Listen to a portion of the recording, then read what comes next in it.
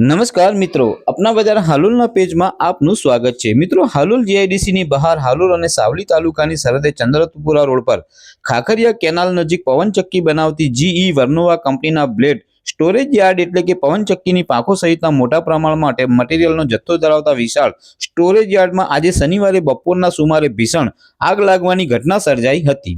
જેમાં જોતજોતામાં આગે વિકરાળ સ્વરૂપ ધારણ કરી લેતા ધુમાડાના ગોટે ગોટા આકાશમાં ઉઠવા પામતા નજીકના વિસ્તારમાં આવેલા ઔદ્યોગિક એકમોમાં અફરાતફરી સાથે ભયનો માહોલ ફેલાયો હતો। જો કે બનાવ અંગેની જાણ તાત્કાલિક હાલોલ નગરપાલિકાની ફાયર ફાઈટરની ટીમને કરાતા ફાયર ફાઈટરની ટીમ તાબડતોડ અગ્નિશમન વાહન સાથે ઘટના સ્થળે દોડી આવી હતી અને સ્ટોરેજ યાર્ડમાં લાગેલી ભીષણ આગ પર કાબુ મેળવવાની કોશિશમાં જોતરાઈ હતી,